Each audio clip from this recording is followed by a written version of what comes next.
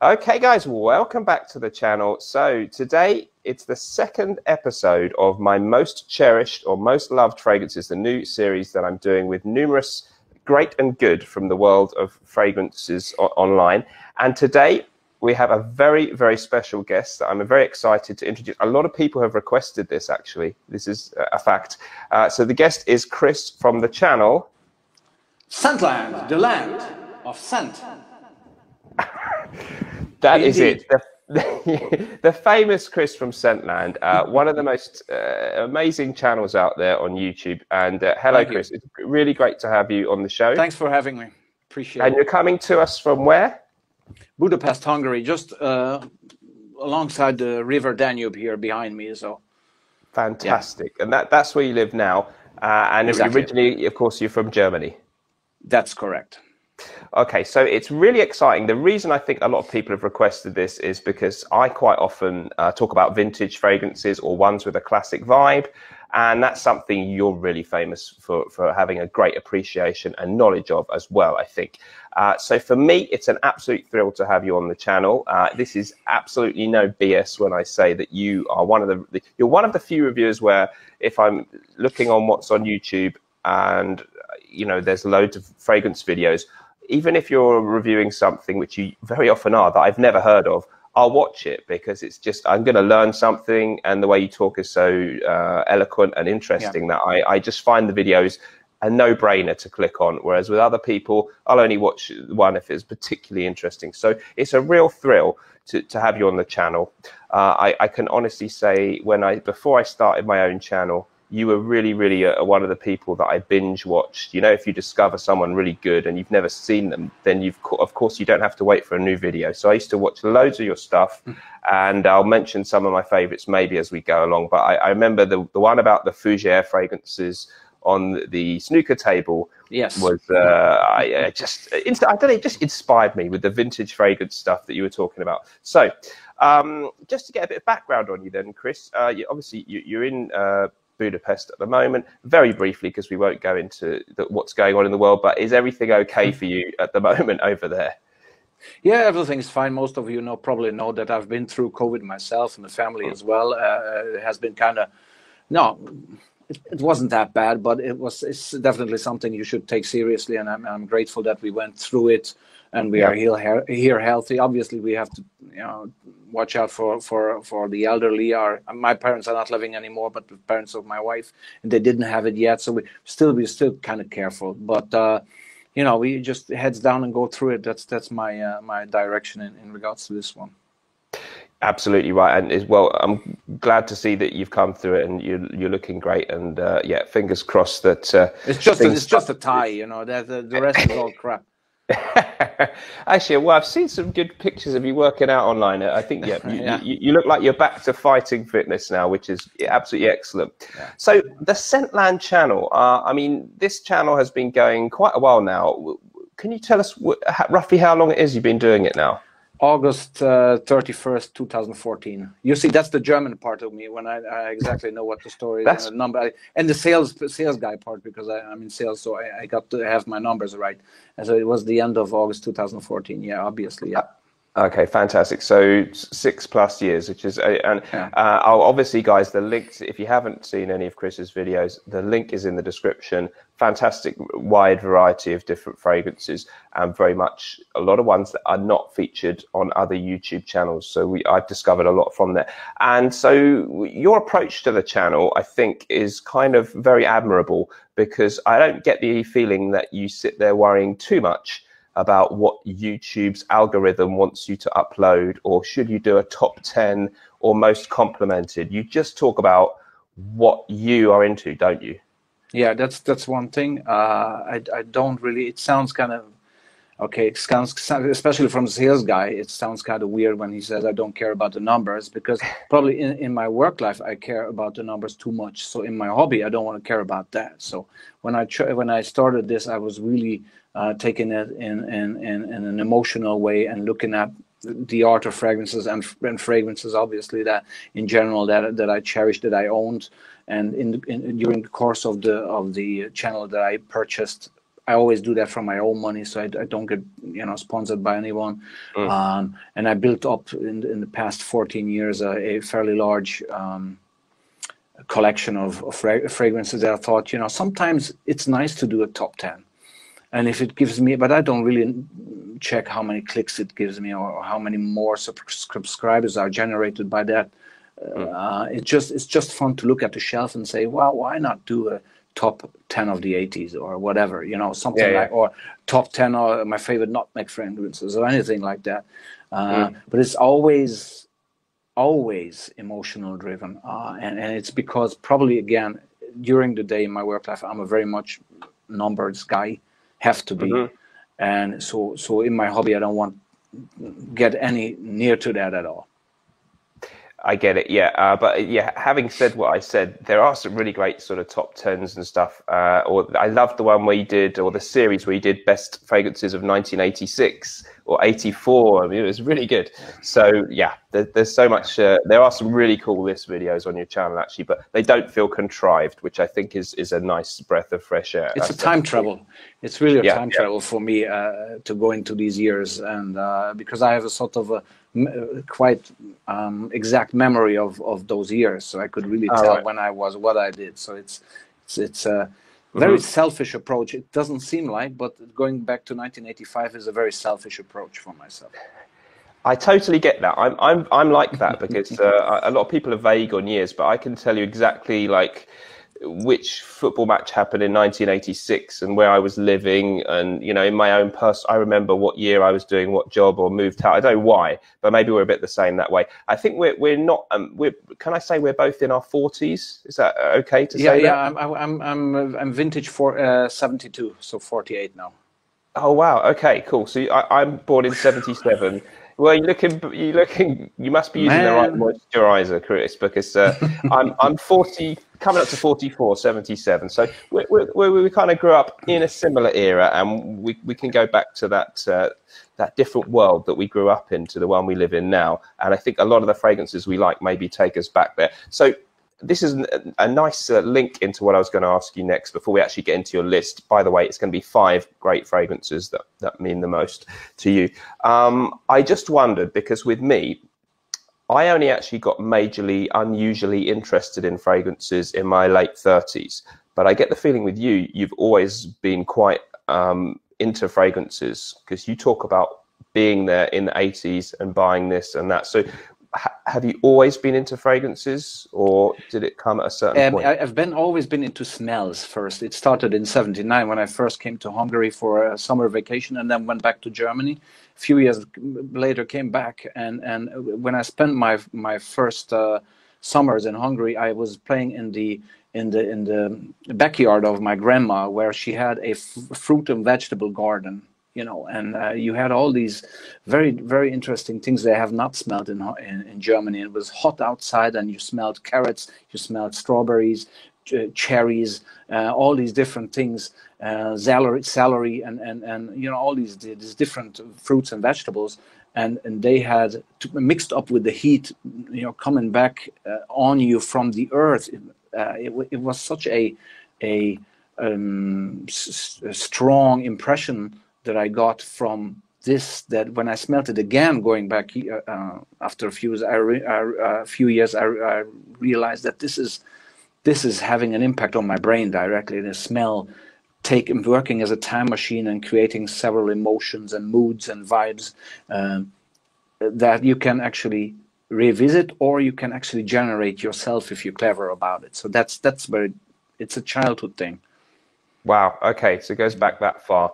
And so would it be, so once you got to the sort of age that people start buying their own aftershaves and stuff like that, would you say you always had a little bit of a more interest in it than the average guy? At first, no. Okay. Because my first purchases were driven by something else, but I'm going to come into that as we go into the top 5. Let's let this unfold then. Okay, it's time to get into it. Cheers. All right, so you've got 5 picks. There's not really any rules about categories of, so let's just go for it. What is your first pick that you'd like to share with us? So I went by your title, that cherished the most. Okay, so it's not my top 5 favorite fragrances that I'm using all the time. Not the top 5 that I think are the best.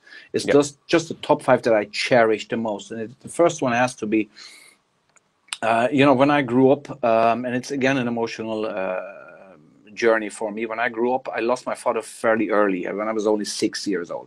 So I was always looking for a father figure, and the father figure that appeared somehow miraculously in my life at the time was the French actor Alain Delon. And for some reason, he was, the main somehow personality that caught my attention, and I was always looking up to him, sort of a father figure thing. And then I found out when I was like 17, 18 actually, in 1990, November, that actually there was, Alain Delon was actually bottled in a fragrance. So I went to the shop and looked into the shopping window, and I thought, well, that's the fragrance. So I went in there, asked for a bottle of Alain Delon, and that's when I got one of my most cherished fragrances, Alain Delon, Alain Delon, released in 1980, this one. And that's obviously not the bottle that I purchased then, but this is, I'm holding this one and another 125 ml back up in my wine cooler, where I keep the most cherished fragrances actually. But this is definitely, it has its, put it that way, it has its signature and all that. It's a fantastic, warm, aromatic, honey, piney miracle. This one, you've probably seen it before. I know I've seen some Alain Delon fragrances that you've mentioned. I don't recall this one. So it's called AD, it's just AD. Yeah. It's like this, and it has its signature up there. And Alain Delon, and there's a version called Classic, which is not the same. So this is that's the vintage stuff I'm holding here. Exactly. Right. So can we get this anymore or not?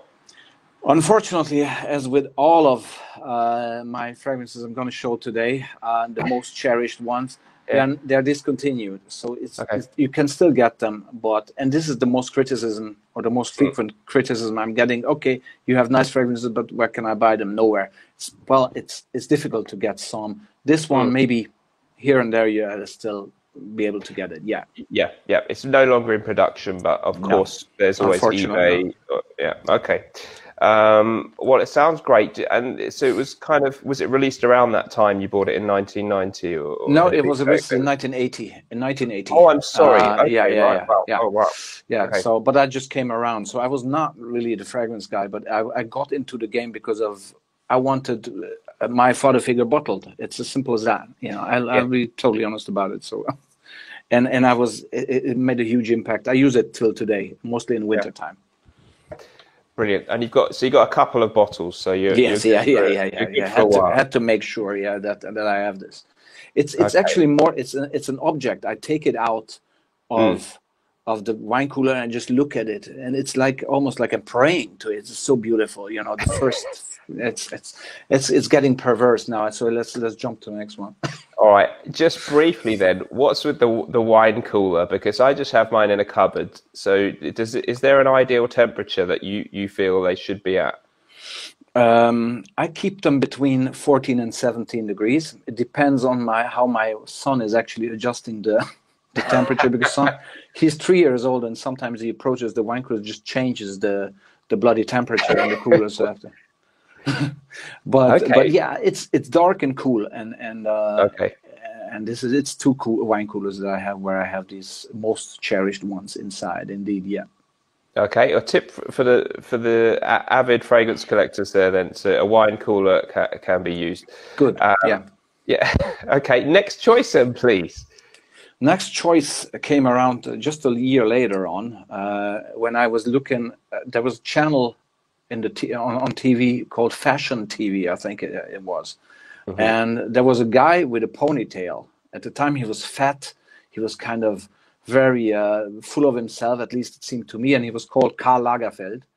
And obviously, I heard the name before. I'd never seen the person, so but I was kind of intrigued by this guy because he was so self-confident. So I went to see if he has any fragrances, and indeed, I got this one. Actually, this is the newer one. Well, this is 15 years old anyway. But I have another one back in the back of the cooler as well. The original 125 mil. This came out Lagerfeld Photo. This came out in 1990. Kitten Basinger was the model for the ad, and I think many people know this one.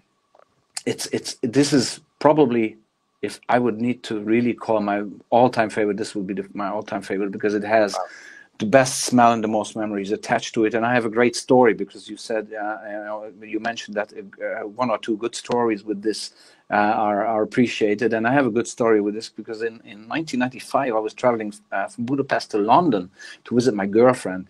And I had this in the hand luggage, okay? So I went through the metal detectors, and my hand luggage was being checked at the airport, okay, at the airport. And then they pulled me aside and said, we would like you to open your bag. I was just like, wow, first time it happens. Open the bag, please. There is an object that is suspicious to us. Can you look for it? And I was like, grabbing this, that, and then I grabbed a bottle like this with, and I presented it to her. It was a female guard, female inspector, and she looked at it and she said, photo. Okay, they've mistaken it for a grenade. Yeah. Okay, I'm serious, but it went on from it went on from that, and the female female police officer basically said, "I know this one. My boyfriend uses it as well. It's sexy." So oh my it became God. almost like an ad for the fragrance, okay? Because like, I thought it's a hand grenade, but it's sexy. It's this.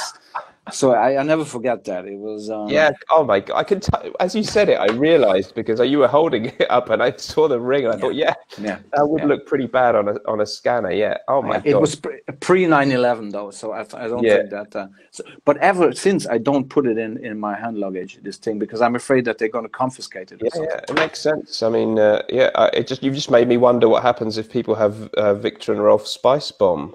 It must be.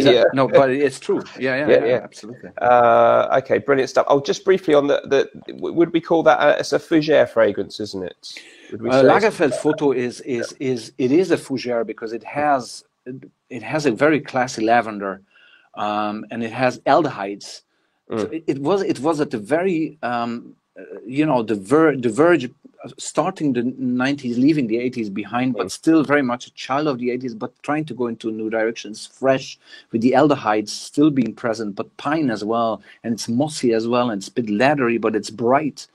It is something extremely sexy smelling. So the girl, actually, the officer, was right. Up to this day, I get people saying that this is one of the most sexiest fragrances. Obviously, if it's up to your taste today. So I got by far the most compliments, and I was never a compliment hunter at all. So Lagerfeld Photo to this day just shivers down my spine, really. Brilliant. And so have they stopped making that now? They've because Lagerfeld has then changed his partners for fragrances. It was Inter Parfums, then it was Coty, then it was I don't know whom. After a while, they discontinued this one, sadly. Yes, it's around 2007 or 8 or 10, something around that. Okay, but unlike the other one, that might be a little bit easier to find still, if people are keen to track one down. I've seen a few of those come up on eBay and things. So yeah. Okay, fantastic, lovely, great, love the story. Okay, that's 2. What's your third choice then, please, Chris?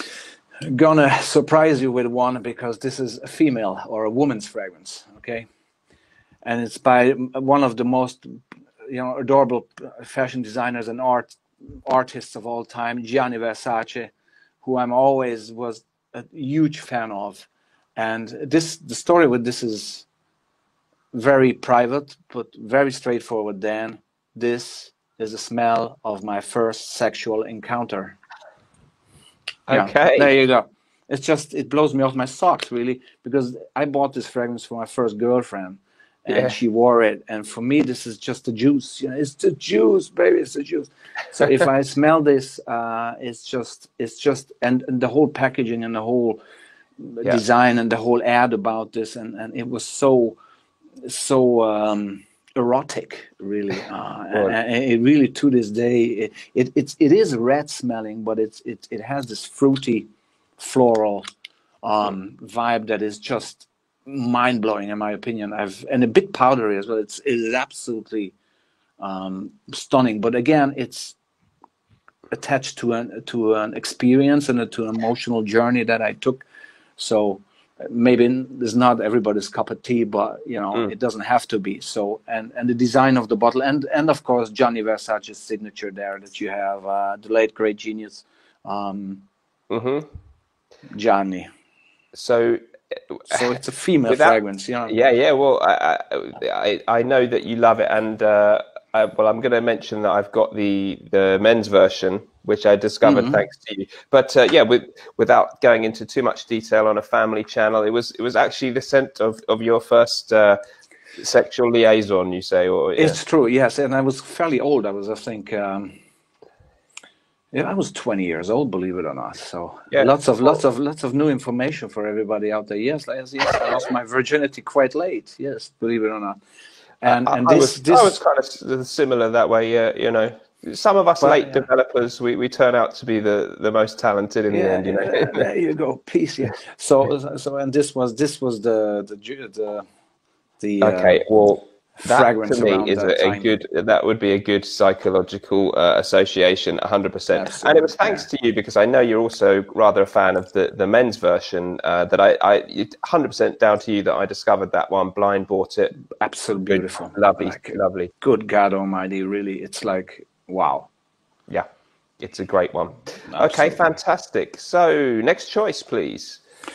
Next choice, and you can see from these choices, ladies and gentlemen, that I'm an old guy, so I'm sticking to these things that were around when I was like when everybody's in their top time, right, in their 20s. That's when you gain and experience many things that have great impact on you and your childhood, obviously. So I'm going to continue with a fragrance that has been subsequently released in 1991 by another German. So you've seen Lagerfeld, now you've seen seeing another German, Otto Kern.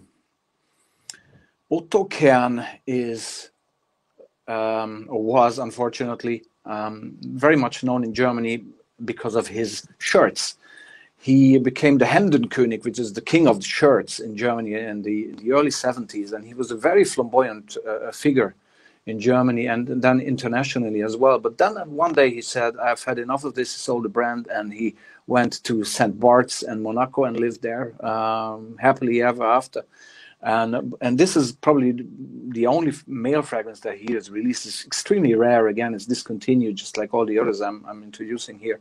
And it's called Cycle. And I hope it's a life cycle, because I do not like to cycle myself. I mean, bicycle, right? Right.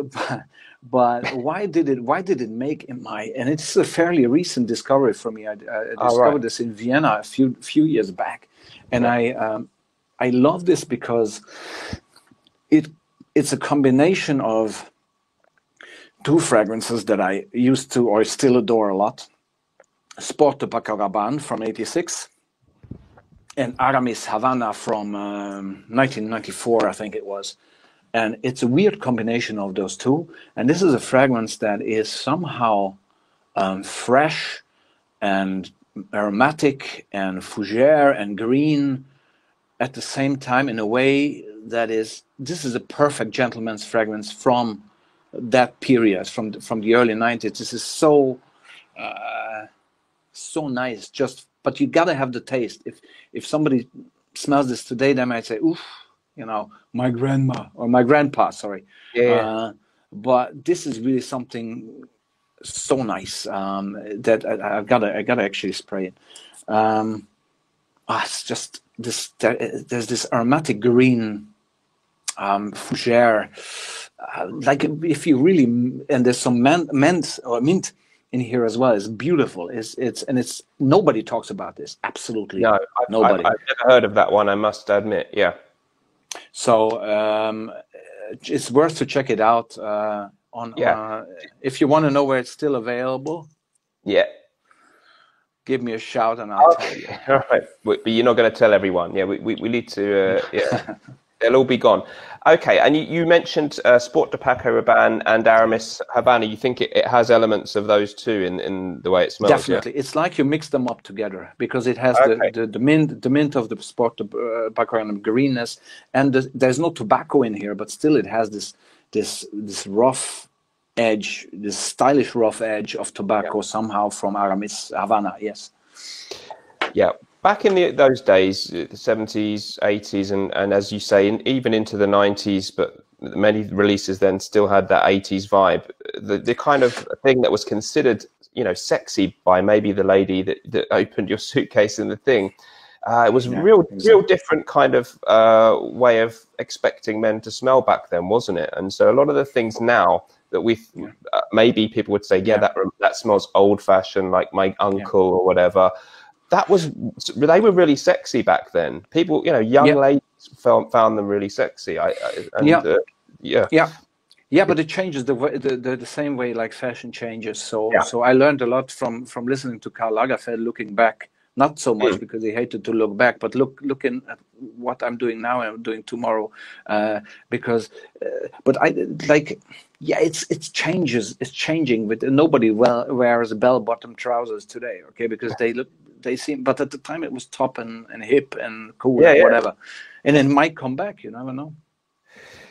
Exactly. Yeah. So the kind of concept of sexy is not set in stone. It moves around all over the place. So just briefly, then, speaking of Sport de Paco Rabanne, I was wondering if you would choose it, so I had it to hand. But hopefully, you prepared there, man.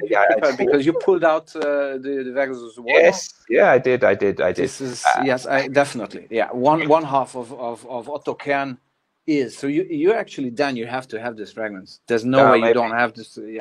Okay. This was another great discovery thanks to you, and I just remember your description of Sport de Paco Rabanne it made it sound so exciting and great, and it's still, I couldn't really imagine how your description was very good, but it was only when I actually got it and smelled it that you really go, oh yeah, it smells like that, because the idea of a sport fragrance nowadays would be very, very aquatic and absolutely. This is not what you think a sports fragrance would smell like, but it's totally really great. It's just a great fragrance that you helped me discover. And I'll link the specific video that's my all-time favorite, the snooker table one of many. That's good. But if you're into your old fougères, that's a great vid. Okay, so thank you. These are fantastic, and as I expected, nothing less, completely surprising choices. So do we have one left? One left, and it's an interesting one, and it comes with a story as well, not to disappoint our viewers. And this fragrance is from another German, so it's the third German. So you can see I cannot get rid of my heritage somehow. Fair and enough. We're talking about Wolfgang Joop, okay, and who is not only a tremendous artist but a great, admirable human being. I really love Wolfgang Joop, and the fragrance is called "What About Adam?" Okay, What About Adam? This one has been released in 1997, and it features first of all, it's green to no end, and it features a fantastic use of tomato leaf. Okay, I think it's Calice Becker, but I'm not exactly sure on this one in regards to the parfumeur. But if you really want to see what the 90s benchmark in terms of creativity and quality was, What About Adam is the answer, and it's from Joop, which was nothing special. Yet another release from Joop, but this is just absolutely stunning, and the story behind this fragrance is very very cool, because in 2017 I took this with me to a trip with my then not yet wife, girlfriend. We went to New York, and without me knowing, she had actually a friend who is a priest over there, and we planned to visit him just as a friend. Okay, but without me knowing, she arranged something different for the visit. So it comes Sunday, we go to the Sunday mass, okay, where we would meet this priest. I dressed up nicely, because you dress up nicely for church. Okay, so we go there. I have this on. Okay, a special day, nice day. It was kind of nice weather as well in New York. The church is up in Harlem. So we go there, we introduce, the part of the mass is then that you introduce yourself. So I stand up and introduce myself, where I'm from, and then my wife does the same, and then in front of the whole congregation there, and then she says then, but this is not the only reason why we are here today. And she proposes to me in front of all these people. And the priest was involved, so he had also some speech ready after I said yes, obviously. So wow. I was totally as they say in I was shanghaied, as they say in New York. I was shanghaied into this thing, but of course she knew that I'm going to say yes. But that was the story, and we went along. We had an amazing wedding day, and later on, a few days later, we met Harvey Keitel in a bar, in a restaurant. Wow. In, Emilio's Ballato in Houston Street, or not far from there. And I told him about this. We told them that we got married, and I told him that, Mr. Keitel, I got shanghaied. Imagine that. And then he calls his entourage and says, "Listen to this. This guy got shanghaied, and did you say yes?" And I said, "Yes, sir. I answered from the bottom of my heart." And then Harvey Keitel goes, "Next time you got to learn your lines." So this fragrance totally remembers me of that whole day in New York City back in May 2017. Okay. Yeah, that is incredible. Your wife was very brave then, really. I mean, she extremely, yeah. But she's Swedish, so they're quite assertive over there. Yeah. Well, I'm all in. I'm all in favour of equality. So good for her that she, and you guys have now got 2 lovely kids, haven't you? So well, one is mine, one is ours, and one comes from a previous marriage of mine, but all good terms, so all is fine. It looks like it was, you made the right choice there. So that's a beautiful story, and absolutely fantastic. What on earth is that fragrance name all about? Do you know anything why it's called that? What about Adam? Any idea? No clue. Okay, fine. No. Yeah, okay. I got no clue. We could have asked, because my wife met Wolfgang Job just before that, actually, in March 2017. That's why I remembered March. And she, just why Wolfgang Job is such a great person, because she asked him for an autograph. It was a gala dinner scenario, and he said, "I can do better than that." And he sat her down and draw a drawing of her and signed it for me and all that. So Wolfgang Job, good man, and the fragrance is absolutely brilliant. So if you can get your hands on this, What About Adam? But I don't have any information. There's a female counterpart called What About Eve? So I think it's the Adam and Eve story scenario going on, the biblical kind of background, probably. Well, it ties in perfectly with the story in the church, and that is fantastic. And I think that one, you might find it on eBay if you're lucky, depending which country you're in. But here in the UK on eBay, I'm always surfing through there, and stuff comes up. If you're really desperate to find something and you're patient, a lot of the ones Chris mentioned here, they're out there somewhere. Yeah. Okay, well, I mean, this has been a fantastic list and some great stories. I would really love to have you on the channel again and do some other kind of collabs, because I think a lot of my viewers would really love your channel too. The link to Chris's channel is in the description of the video, and I think we've covered everything.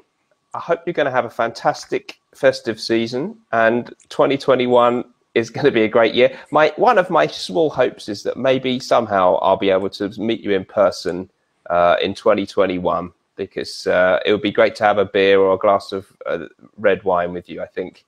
Absolutely. I would truly appreciate that. And I think that the time will surely come, and blessings and best wishes and happy festive days at Christmas and whatever you celebrate out there to the world. Whoever is watching, it's a privilege to be here, and thank you for using half an hour of your life to listen to me. Wow. I think the same to you. I'm very honoured that you took the time out in a busy time that you're home with the family for the festive season. Massively appreciated. Thank you so much, Chris. We'll bid everybody a fond farewell then. We'll see you guys in the next video. Remember, whatever you're doing in life, let's project. Adios. Take care. Bye-bye.